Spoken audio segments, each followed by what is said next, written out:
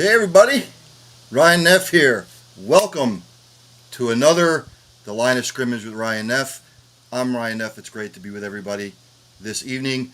My man Lloyd Vance will not be with me tonight because he has some family obligations he has to take care of. So hopefully he'll be back next week with me. So we'll miss him this week. So my man behind the scenes right now, Mr. Producer, Mr. John Scicata, Mr. Angel Martinez, he's going to chime in every so often if he wants to actually come up now on screen.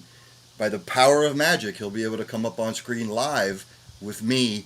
Again, no Lloyd Vance. So let's jump right into it. Do a recap of last week. Some of the games that I've had highlighted. None of them are real big surprises, although I have picked 4 or 5 that were a little bit, intriguing to me. We'll start off with Oregon State beating Utah 21-7. Didn't see that coming.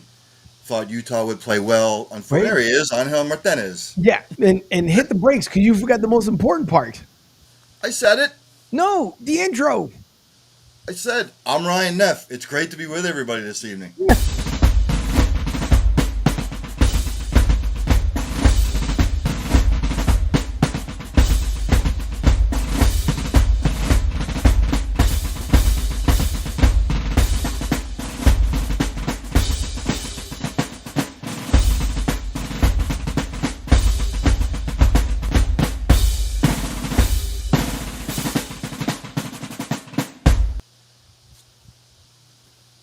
I'm Ryan Neff. Welcome tonight. The Line of Scrimmage, a new episode.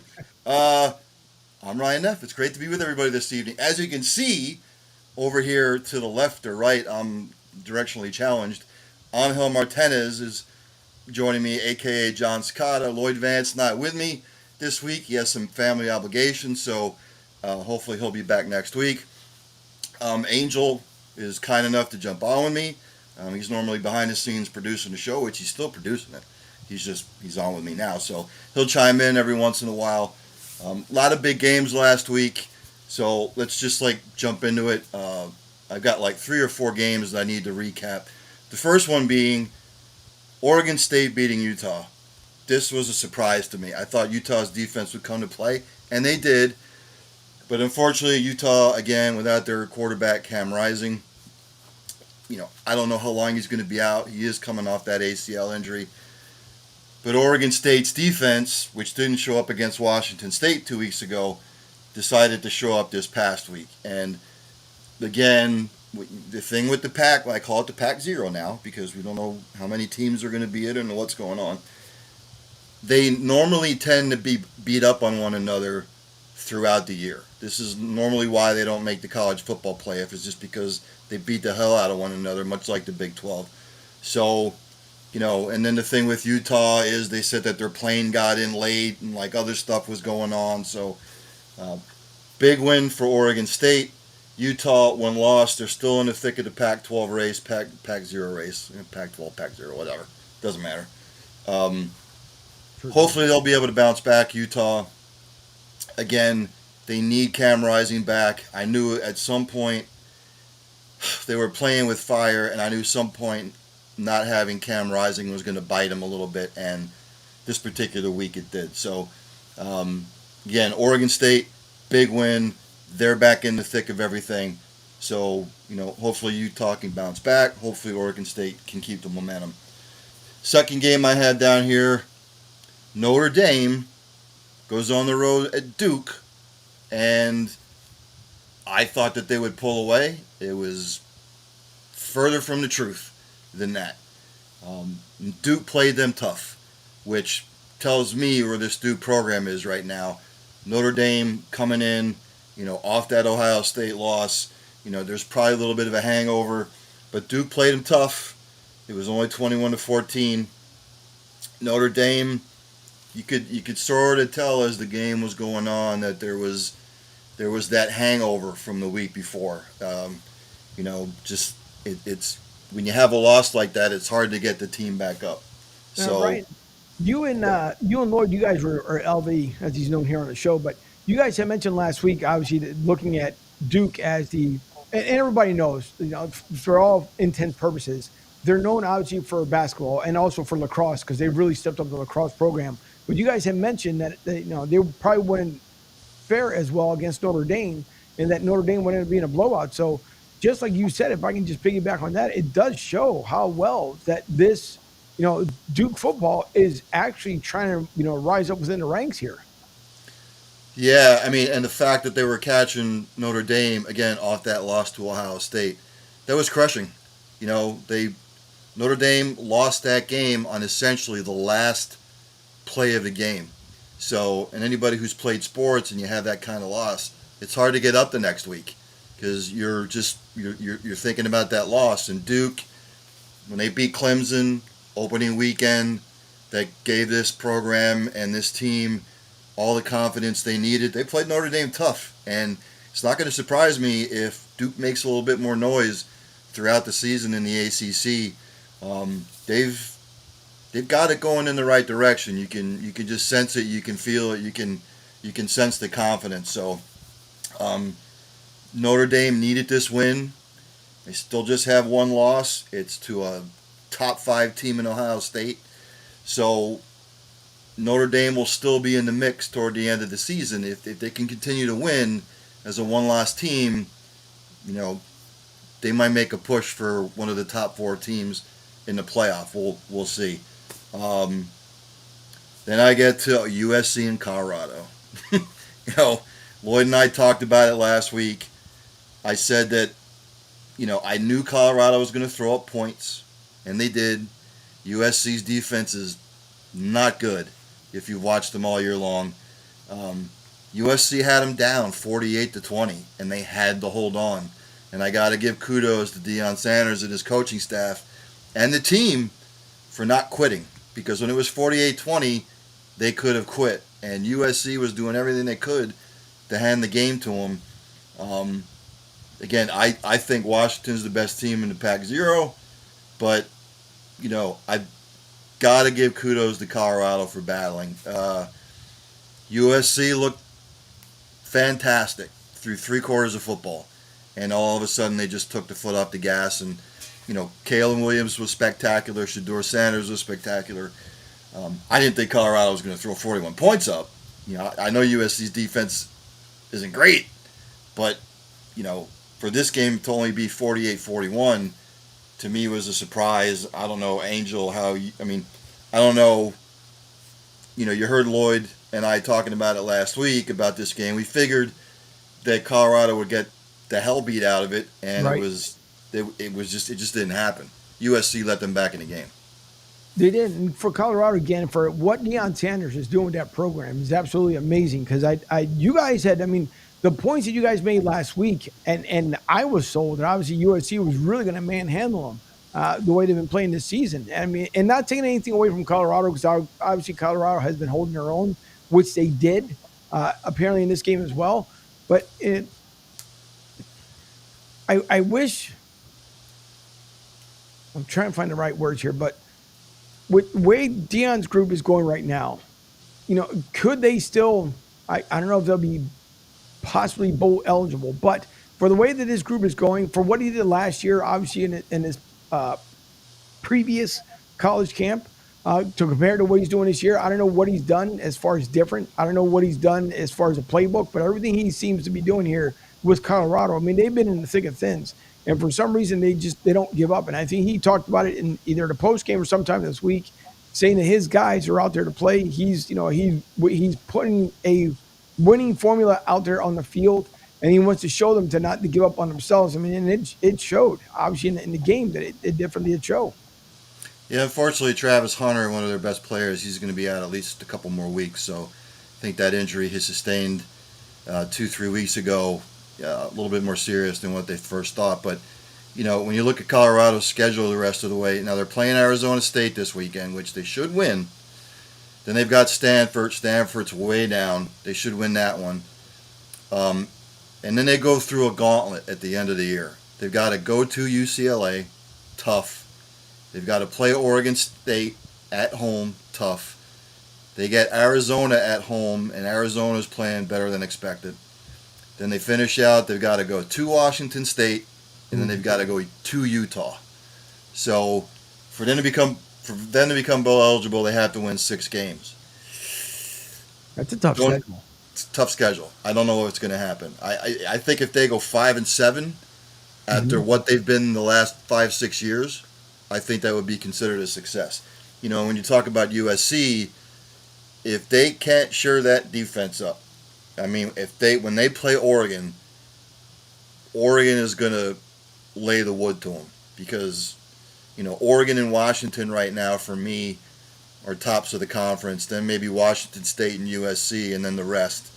But every game if you've watched USC this year, they just cannot stop anybody defensively. So we'll see what happens with both teams going forward. Then, if you liked offense, Ole Miss and LSU picked LSU to win. I think Lloyd picked LSU as well. For as bad as Ole Miss looked against Alabama 2 weeks ago, there was no defense in this game. There was none. It was up and down and up and down and up and down. And LSU now probably out of the playoff picture, probably out of the Western Conference and the SEC title. As far as Alabama, actually now, you figure as bad as Alabama's played, they only have one loss. They've beaten Ole Miss. They own that tiebreaker. They still have to play LSU. And all things are pointing toward Alabama probably beating LSU. But LSU, this is the day and age of college football that we live in, my friends. Brian Kelly's first year last year at LSU. He beats Alabama. He gets them to the SEC championship game. I know they lost to Georgia, but in his first year, you beat Nick Saban, you win the SEC West, you get to the SEC championship game, and now this year, after this particular loss, they fall to 3-2, and all social media is abuzz with fire Brian Kelly. Yeah. They won him out, and that's just the day and age of college football we live in, which is ludicrous. Everybody knows you're not going to have things go your way all the time. And did I think LSU was going to be as good as last year? No. Did I think they'd lose to Ole Miss? No. And in Ole Miss's case, you go on the road. Actually, I think it was at home. If I remember, I watched so much college football Saturday, my brain is scrambled. So, but Ole Miss now, even though they lost to Alabama, they only have the one loss.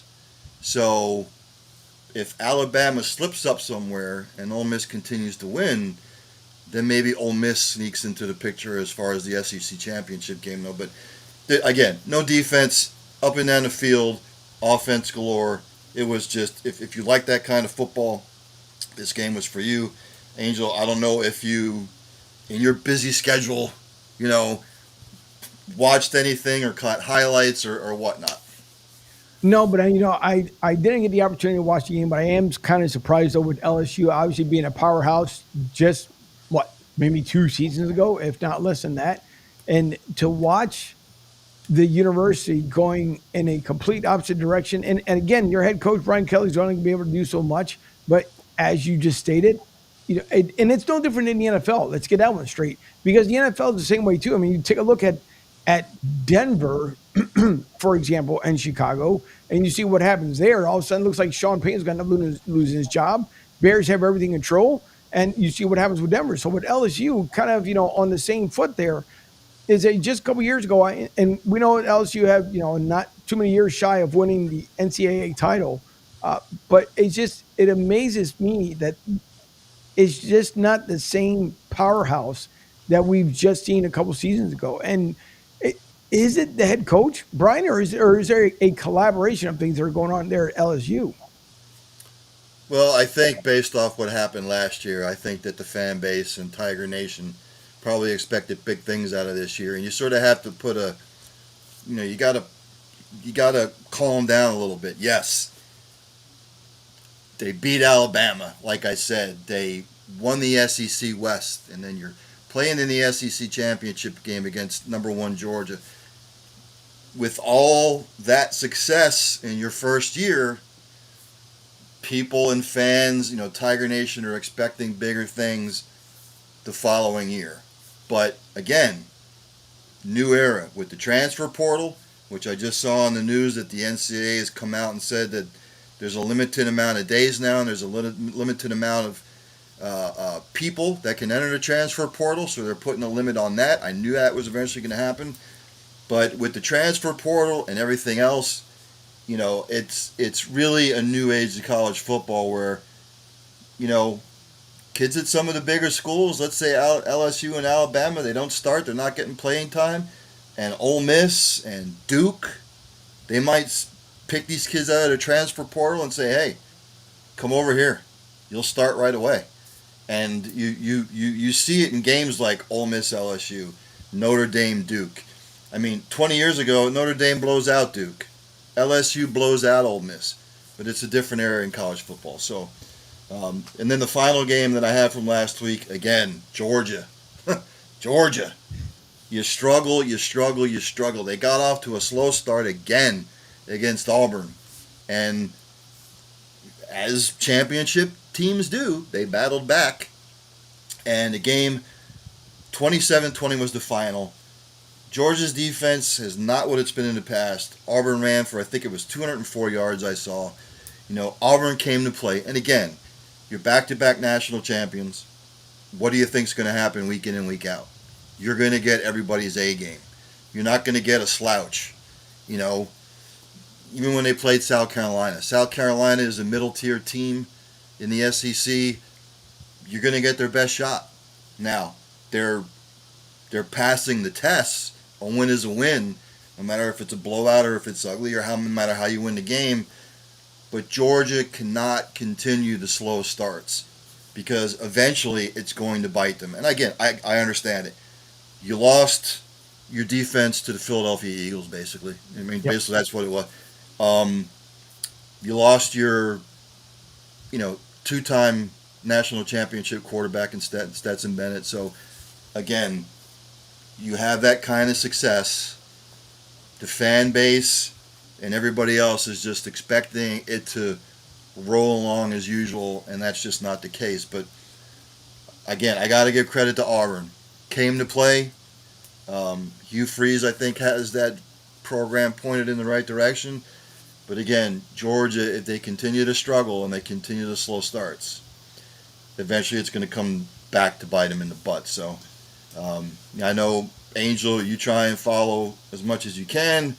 And I don't know if you really follow Georgia at all, but any game this year that you've watched Georgia, first quarter and a half, they just seem to lollygag around and, okay, we'll eventually turn it on and we'll win.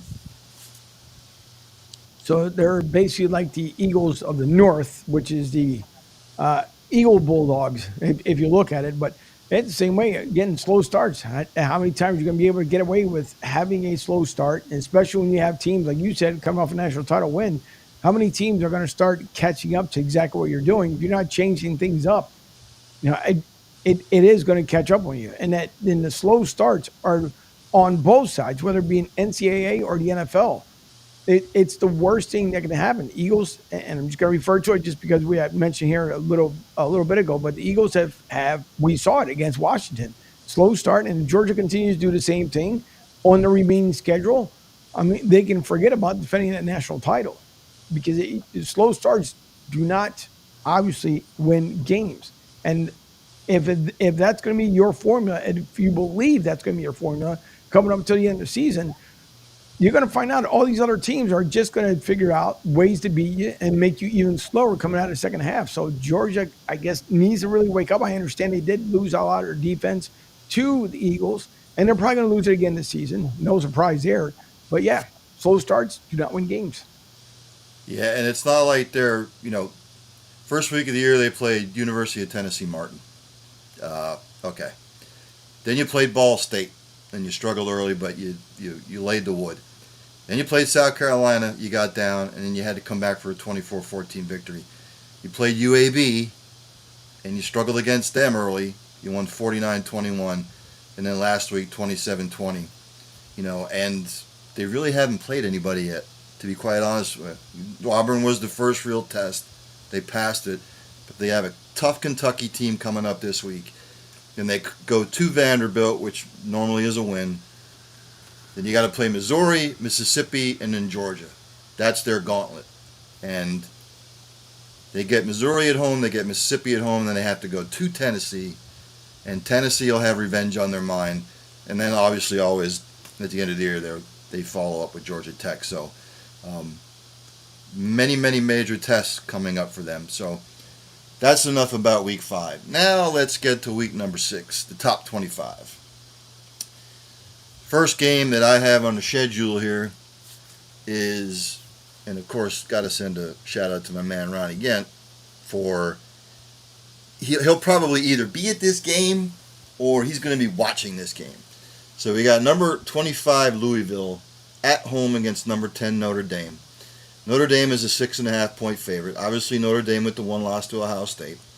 Louisville coming in undefeated. This is Notre Dame's second away game in a row.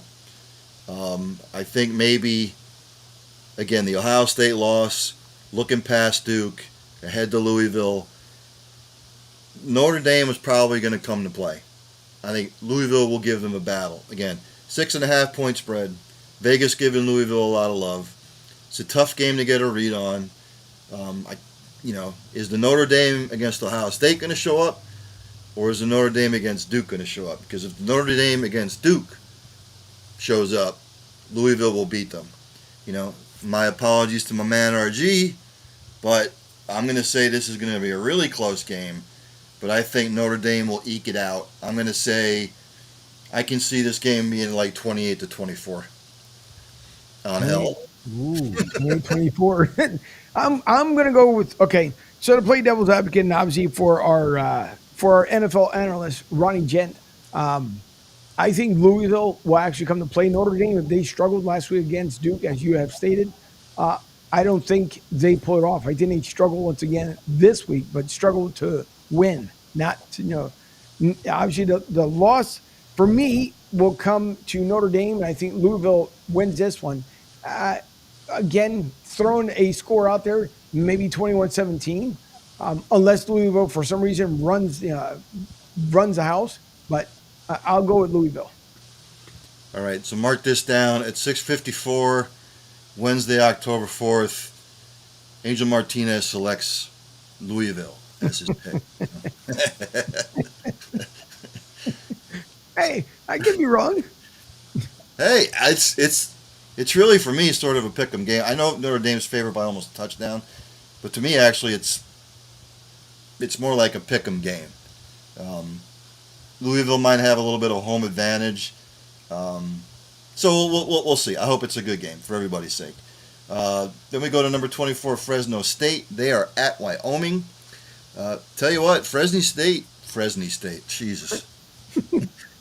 For our English-speaking friends, that would be Fresno State, is at Wyoming. I tell you what, Fresno State is sneaky good.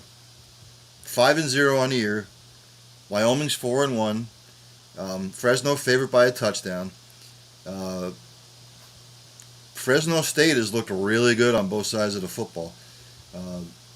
Wyoming really don't know what they are yet. I haven't seen a lot of them just because they play really late, and of course this old man can only stay up so late anymore because that's what happens when you get old. You go to bed early. So Fresno State has something going though. They just seem to keep the train rolling. And I know Wyoming sometimes Laramie is a tough place to play, but I just think the Bulldogs just seem to be on to something. Again, they're fundamentally sound on both sides of the football. Fresno State favored by 6. I think Wyoming will come to battle, but I think Fresno State just has they just have too much on both sides of the football. So I'm going to say I could see this game being like Fresno State 33, Wyoming 20, somewhere in there. Okay. The only reason why I'm going with this because the first thing I think of when I hear Fresno is the Karate Kid. Because where was he from? Fresno. So and that's why I'm going with Fresno State. Yes, it's like picking colors on teams.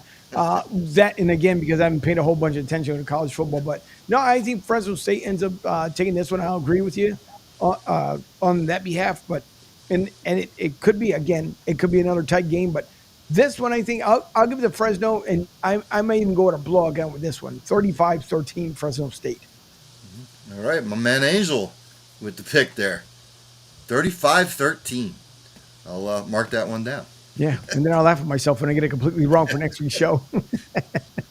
Uh, then we have a battle between LSU going to Missouri. Um, Missouri quietly 5-0. Obviously, LSU with the loss to Florida State, and then they lost last week to Ole Miss. LSU favored by 5.5 on the road, so Vegas is a little bit wary of how LSU is going to respond. Again, Missouri 5-0, kind of a sneaky 5-0. Uh, their opponents have been they beat Kansas State, Right. okay. Um, they beat South Dakota, had to hold on against Middle Tennessee, had to hold on against Memphis, and then they beat Vanderbilt. So their opponents haven't been other than Kansas State, sort of cupcake-ish, if you will. LSU, they need to salvage their season. They need to make a good season out of it. They're 4-2. They're probably not going to run the table. They're probably not going to finish like 11-2 or 10-2. But if they can go on a run, go 6-1 down the stretch and finish 9-3 and salvage something out of the season, I think this is the game where it has to start. Missouri, again, tough place to play, tough environment. Students will be rocking. It's an early game. It starts at noon, but I think LSU's up to the challenge. What I saw last week out of LSU's defense, now Missouri's offense is not Ole Miss's offense. Let's be real, but I still think LSU will show up. I think they win. I can see this game. I'll say LSU 35, Missouri 17. All right. I will go with the polar opposite because LSU again struggling. And again, listen, sometimes you just need that wake up call the way they did last week. I just don't know if they got it against Missouri. So I'll go with Mizzo on this one. I don't think it'll be a blowout. It might be a tight game here. So I'll go with, let's see. You'll go. So we'll go with an odd score 28-25 Mizzo. A man Angel going with some of the dogs here. Wow. You feeling lucky enough to go to Vegas? Yeah, I sure am.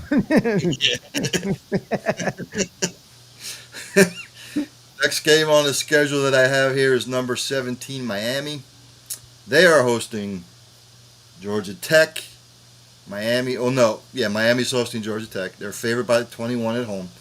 Georgia Tech coming in at 2-3. Miami is 4-0, undefeated. That's a tough I one. don't really know what Georgia Tech is. I don't even think they know what they are. They've had some. They played Louisville tough. Blew out South Carolina State. Hung for a while with Ole Miss. Beat Wake Forest, and then of course Bowling Green beats them. So, and then when you look on the flip side with Miami, not exactly sure what Miami is in the Battle of Miami's in the first game of the year. They won. They blew them out. They beat a really good Texas A&M team at home. They blew out Bethune-Cookman. Okay, Bethune-Cookman. And of course they're at home and they blow out Temple. So do I think Georgia Tech might pose a problem to them? Probably not. Do I think Georgia Tech will battle for a half? Yeah. This is the kind of game, though, that Miami, you need to blow opponents like this out. I don't think they blow them out. I don't think they cover that 21. But with all that being said, I still think Miami wins. I'm going to say this game will probably be somewhere like Miami 41, Georgia Tech 23. If you go underdog here, then we can just end the show now. No, not going to happen. And this pick, I'm going for my boy who's one of the biggest ultra fans for Miami that's constantly posting, visiting the stadium, driving out there early. Miami Mando, my hermano in arms down here in Miami. But yeah, listen, huge. And Miami Mando, I'm telling you, this guy, everything that you could possibly think of as far as Miami, he does. He roots for the entire family. He has a great time. I love watching stuff on social media because he's always all over it. But I don't think Georgia Tech has enough for Miami. I think the way Miami's been playing right now, again, looking from a distance, but the way Miami's been playing, if Miami does not run the gamut with this one, get alone coverage spread, there's a major problem, and I would have to talk to them. But I myself, just like you, will pick Miami, and I think this one here, maybe they blow it out a little bit. What did you go with? What was yours? 42 something. Yeah, I said like a 42-23 kind of game. All right. I mean, I can definitely see the 42, so I will go halfway the road with you. I'll say Miami 42, Georgia Tech 10. Okay. All over the place, my man. All right. You're saying blowout. I say they hang a little bit. So, next game up on the schedule, we got number 16 Ole Miss hosting Arkansas. Mississippi, 11.5-point favorite at home. Again, Ole Miss with the big win over LSU. Arkansas, I thought this was one of the teams that might be a sleeper team, but now they're 2-3. Ole Miss, you always worry about a letdown when it's that emotional of a game, and you beat LSU, which is your next door neighbor to the west. It's hard to get back up. Are they emotionally spent? How will they react? You know, again, Arkansas, middle of the tier kind of team, but I think Ole Miss now, knowing that Alabama, they hold that tiebreaker over them. They need to keep winning because if Alabama slips up somewhere, and Mississippi can only have one loss and Alabama only two losses, advantage to Ole Miss. So Lane Kiffin offense, I think they struggle for a little while, then they pull away. Again, Ole Miss, I'm going to say Ole Miss 43, like Arkansas 17. I think Arkansas hangs around for a quarter, but then Ole Miss blows them out. No, I haven't believed too much in what Arkansas has done in years past. I don't think they make any difference here in 2023. So this will be a quick and short one for me. I'll go with Ole Miss 17, Arkansas 7. I don't see a big one because, again, Ole Miss has not proven themselves and gotten to the point where they can do a blowout. But I think this one will be somewhat of a keeper. So I'll go Ole Miss. Though they might cover. I don't know. Then again, I'm not Mr. Vegas, so what the hell do I know? Next game on the slate, we got number 15 Oregon State at Cal. Again, Oregon State with the huge win last week against Utah. They needed it to stay in the thick of the Pac-0 race. Cal, tough to play there. I'll give them that. But Oregon State with that defense now, when they traveled to Washington State, the defense didn't show up. I don't think they let it happen this time. Again, Cal 3-2, Oregon State favored by 9.5, which tells me that Oregon State's getting love, not so much Cal. And again, you look at Cal's schedule. They beat the hell out of North Texas. They hung around with Auburn. Only lost by 4. They played Idaho.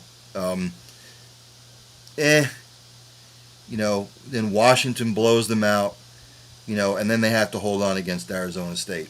And again, Oregon State, flip side of it, again, they lose to Washington State on the road, but they beat Utah.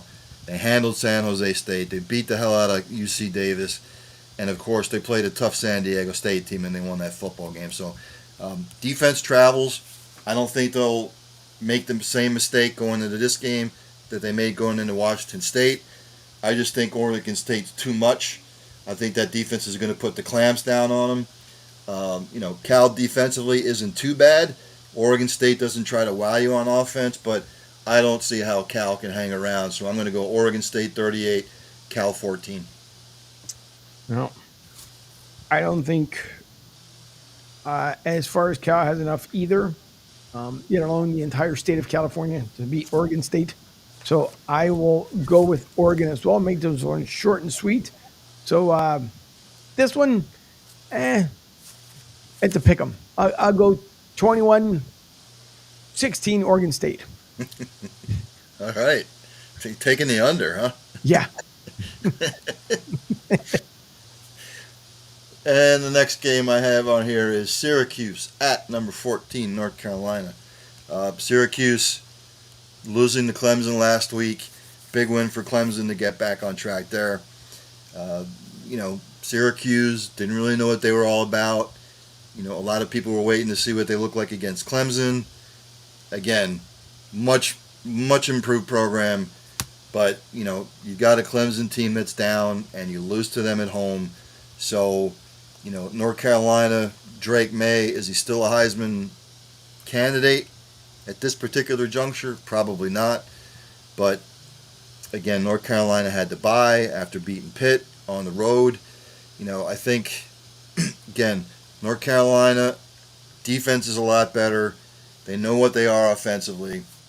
Syracuse, again, don't know really how good they are or how good they aren't. Didn't like what I saw against Clemson, but again, you got to take a look at their schedule. They opened up with Colgate, 65-0. Played Western Michigan, beat the hell. Western Michigan's not that great. Beat a half-ass Purdue team, and then they had to hold on. They beat Army by a couple touchdowns, and then they played Clemson and lost. So, and it wasn't like Syracuse was hanging around with Clemson either. It was like Clemson had that game well in hand. So, again, North Carolina favored by 8 at home. Sometimes North Carolina can be a little iffy at home, but I think Mac Brown will have them focused. I think Syracuse is in trouble after last week, so I'm going to go North Carolina 38, Syracuse 17. All right. I myself will go the same way in the same route as far as with North Carolina. I think they pull off the win here because I've seen bits and pieces of Syracuse, which obviously is not convincing enough for me to be able to pick them for this week. But I will go with them as well. For final though, Tar Heels, because they are kind of iffy. And you know what? I'll still go 35-13 Tar Heels over Syracuse. And by the way, Syracuse, you said they played Colgate before. Syracuse opened up with Colgate. Yep. Did they ever play Crest? Bad No. dad joke. No. 4 out of 5 dentists recommended that game. I get the bad dad joke in there somehow, but moving on. Next game up, I got Washington State going to UCLA. Washington State 4-0, UCLA 3-1. This is strange. UCLA is favored by 3 at home. Really? Which is telling me that Vegas doesn't really sort of believe in Washington State yet. So, again, UCLA, they lost to Utah by 7, which was tough. They played Coastal Carolina, only won by 2 touchdowns. They beat the hell out of San Diego State. And then they hammered North Carolina Central, but who's not going to hammer North Carolina Central? And at Washington State, they beat Colorado State, they beat Wisconsin, they beat Northern Colorado, and then they beat Oregon State. For some odd reason, Vegas is not giving them love. So basically, essentially, this is a pick'em game, but somebody knows something somewhere. That the line's 3.5. So, as much as I want to pick Washington State, just because I want to see them do well, just because of all the Pac-0 shenanigans that have been going on, leaving them and Oregon State out of the equation. Again, somebody knows something somewhere that I don't. So I'm going to go close game. I'm going to go UCLA 33, Washington State 30. That is pretty much a pick'em game, all right. So, unless maybe Ryan McNamee knows something different from for what's going on up there as well. I don't know. It's kind of a tough one, but I've somebody must know something, as you said in Vegas, to be that shrunk of a line in between those two games. So, do I go with the underdog or do? Now you know what? I'll stick with UCLA. I think they may end up pulling it off. It may not. Well, could it be a blowout? I'll go 35-31 UCLA. So we're basically in agreement on that one. So, yeah. Next game, the Red River Shootout. It's the Red River Shootout. Oklahoma, Texas. 12 noon kickoff, 11 Eastern Standard Time, their time. This is the one that everyone's been waiting for this week. Texas is favored by 6.5. Obviously, it's at the Texas State Fair. Red River Shootout, been going on forever, as everybody knows. Everybody knows what happened last year. Texas just absolutely kicked their ass, kicked Oklahoma's ass bad. Oklahoma will have revenge on their mind. Oklahoma is much improved from last year. Texas is much improved from last year. Um, Texas, if you beat Oklahoma, I'll start believing. But I think Oklahoma will come to play. But I still think Texas has too much on both sides of the ball. But the revenge factor will be in play because Oklahoma does not want to put forth the performance this year that they did last year. They just got absolutely taken behind the woodshed and beat the hell out of. There's no way they'll let that happen again. But with all that being said, Quinn Ewer is the quarterback for Texas. Sarkisian, Brett Venables is rebuilding Oklahoma back up. But I just think too much on Texas' side. It's not going to be a blowout, I don't think. Of course, they'll probably make fools out of me. So I'm going to go Texas 36, Oklahoma 30. All right. Well, as the one former president from that state said, "Fool me once, shame on you. Fool me twice, you can't fool me again." And I think that OKC doesn't fool me either. That he can't pull off the win. I think Texas takes this one. And you're right, though. Both programs are solid, but I am in complete agreement with you. If Texas is able to pull it off, they may make believers not only out of you, but I think out of the at least half of the country because Texas has been doing well. So this one could be it could be a nail biter, but I will say I'll make it somewhat of a high scoring affair. I'll go 42-39 Texas. They squeeze it out. All right. Both in agreement. It's going to be close then. Yep. Um, Next game up on the docket is number 11 Bama going to Texas A&M, both with one loss. Again, Alabama has not looked good this year. They have not been able to put together an all-around performance. No, they beat Mississippi State. Mississippi State's down.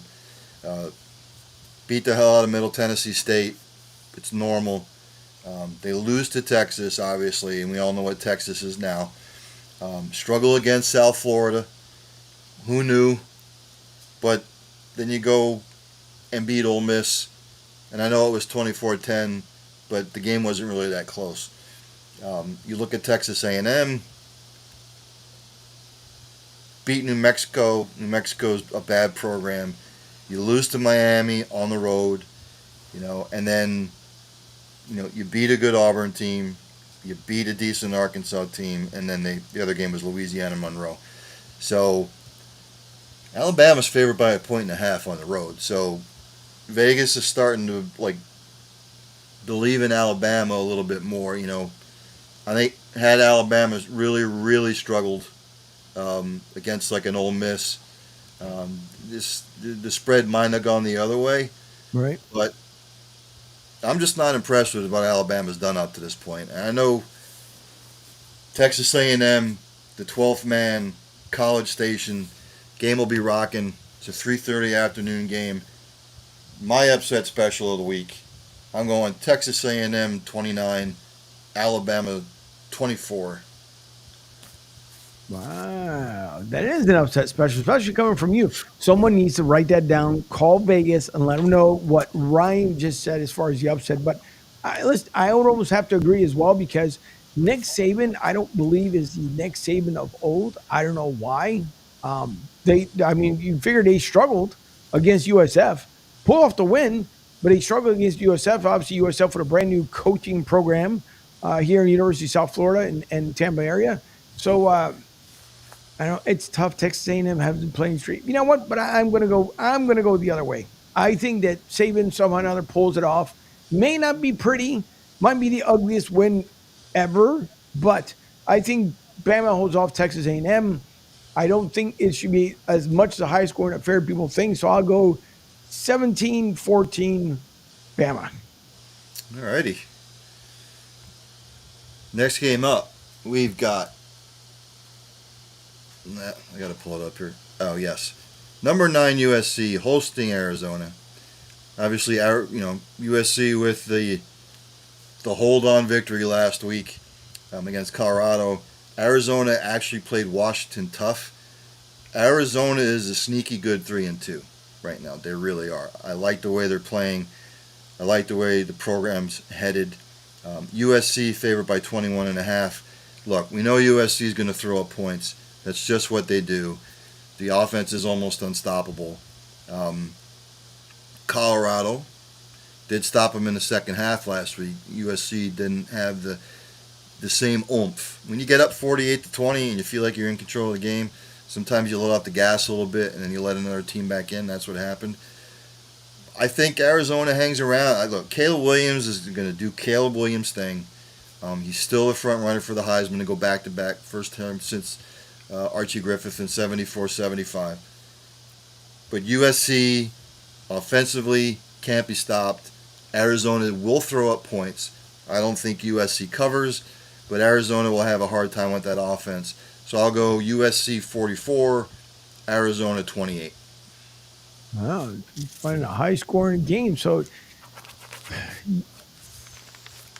can't say much about this one here, especially when it comes to Arizona. So if just going by what you have stated and thrown out there, especially the way USC's win from last, I will take. I'll take USC as well. Maybe a semi blowout, maybe 35-19. I'll take it. I'll give it to USC. There you go. Next game up, we got Virginia Tech at number 5, Florida State. Florida State favored by 23.5. Again, Virginia Tech. I know they're 2-2, but it's not a real good 2-2. They've been all over the place. They got revenge on Old Dominion. They lose to Purdue. They lose to Rutgers. They lose to Marshall. And of course, I'm blind. Are they 2-3? Yeah, they're 2-3. I apologize. Florida State with the big win over Clemson. They beat LSU to start the year. They hammered Southern Miss, and then they had to hold on against Boston College. I just don't see Florida State's just too talented on both sides of the ball. Virginia Tech, they're 2-3, but it's not a real good 2-3. Florida State is going to, almost at the halfway point of the season. They're in the mix for the college football playoff. They know what they have to do. This is a kind of team that you have to blow out. Style points when it comes to voters. I think they know it. I don't think Virginia Tech stands any chance. I'm going to go Florida State 49, Virginia Tech 10. All right. I myself will take Florida State. Don't see Virginia Tech put on much of a game. It's not also Virginia Tech of what we've seen from just a few years ago, where this program was actually basically on fire for the most part. But I will take Florida State. This one might be a bigger game than thought of. So I'm going to go Florida State 42, Virginia Tech 14. Alrighty. Last 3 games up, we got Maryland at number 4, Ohio State. Ohio State favored by almost 3 touchdowns at home. Hey, look, Maryland is a good football team. 5-0, playing really good football, doing what they have to do, and they've been blowing people out. They blew out Michigan State. They blew out Towson. They blew out Charlotte. They blew out Virginia. They blew out Indiana. Of course, Ohio State seems to play these types of games every year. They're battle tested. They were lackluster against Indiana, sort of iffy against Youngstown State. They beat the hell out of Western Kentucky, and of course, they held on against Notre Dame. This is going to be a really close game. It's going to be closer than the experts think. Maryland is a good football team. I like the way this program's going. Again, Ohio State, I know they're 4th in the country. Still have issues at quarterback, even though Kyle McCord had the big win against Notre Dame. Defensively, they're still kind of suspect. But again, it's at home. It's an early start. It's a 12 o'clock kickoff. Closer than the experts think, but I think Ohio State in the end pulls away in the 4th quarter. I'm going to go Ohio State 37, Maryland 27. All right. Again, I haven't seen Maryland State, or excuse me, Maryland University of Maryland. I haven't seen them do things that they've done before, like in the past. I don't think they're the same program as we've seen. I think they've come close, but I think for Ohio State, again, more experienced team. I can go the opposite way, even though I would love to say Maryland State. where I used to reside once upon a time. But I'll go to Ohio State. I think could be a little bit closer than people think. So I'll go 31-24 Ohio State. Alrighty. Then we have number 2, Michigan going to Minnesota. Michigan is a 19-point favorite on the road. Michigan has closed the gap on Georgia as far as votes for the AP number 1 team in the country. Again, as Georgia continues to have slow starts and struggles, Michigan is doing their thing. Now Michigan gets into the Big Ten slate. Sometimes Minnesota, tough place to play sometimes. Now that Michigan has Harbaugh back, they know what they have to do. They'll continue to win. Again, on the road, you expect the home team to be fired up initially. This is a late start. It's a 7:30 start. So you know how raucous the home crowd's going to be. A little bit of home cooking early. I think Minnesota will probably hang for maybe a quarter and a half. But then Michigan in the trenches, that's where it matters. That's where they have the edge. So I think Michigan pulls away. I'm going to go Michigan 37, Minnesota 14.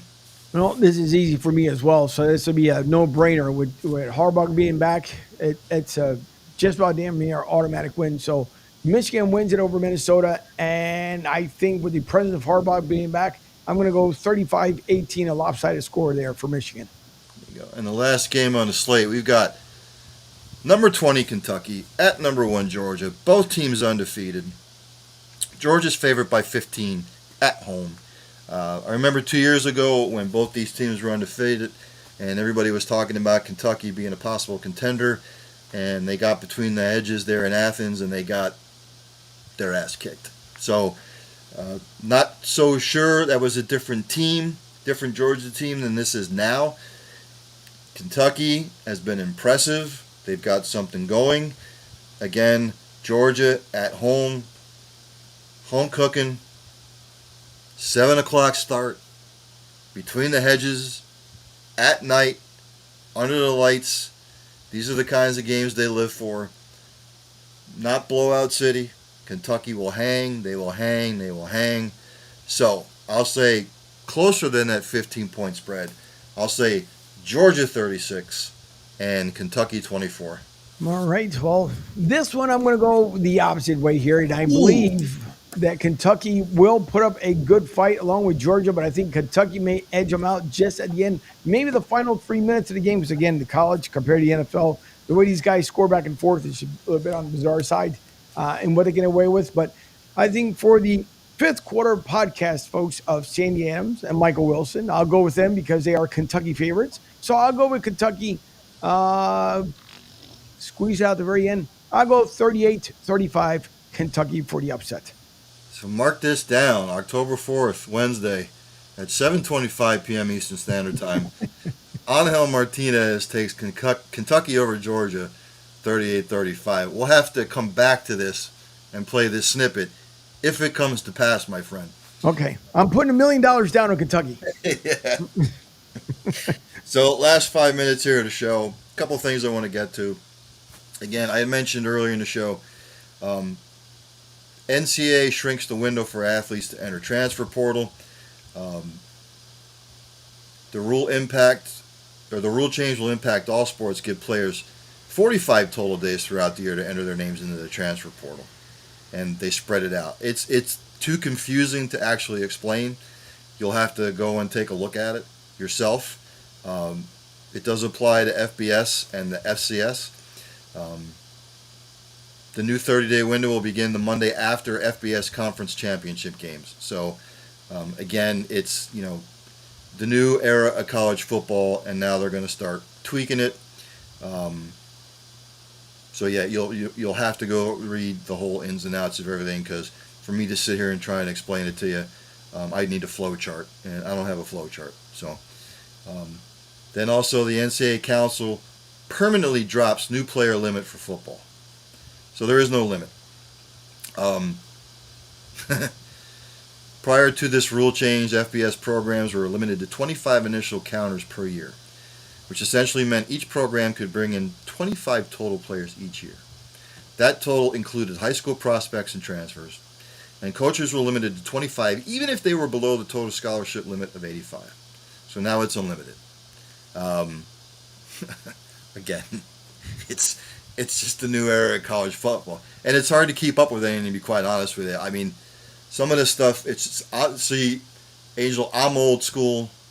When I grew up, everything was regional, Right. and it worked beautifully, and it was perfect.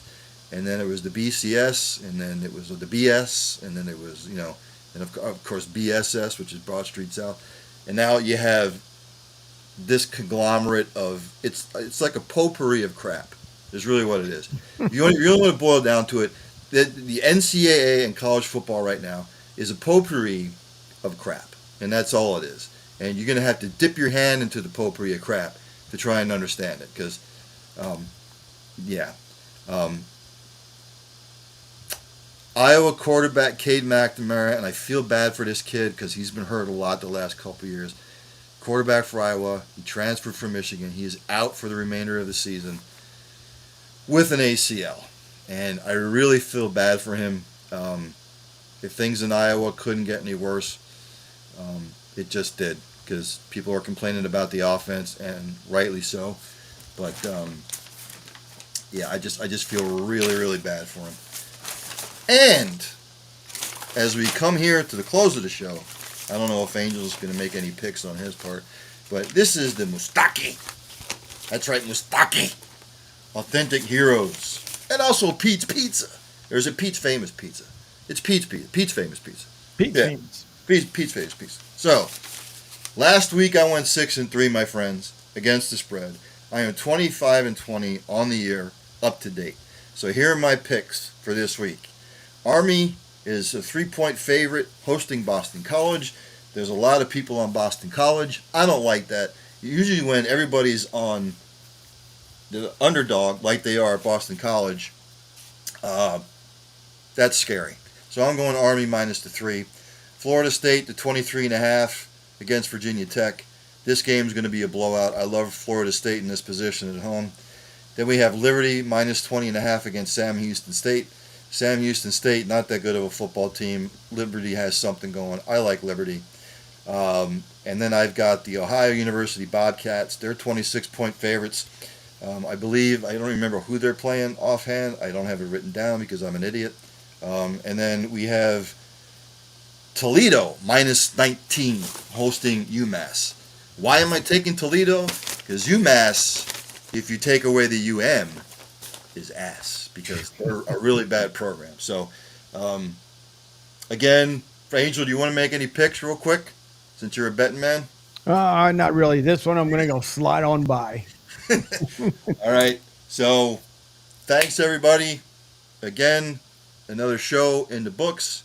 Hopefully, my man Lloyd Vance, I just want to send a shout out to his son's basketball. Hope they won. Again, thanks, Angel, for producing as always, and for joining me tonight. And again, enjoy the games, everybody. And we'll see you tomorrow on Broad Street South, by the way. And Angel's coming up next at 8:00. Yep, we're talking hoops. So we will see you in just about a half hour. Thank you, Ryan. See us. Peace.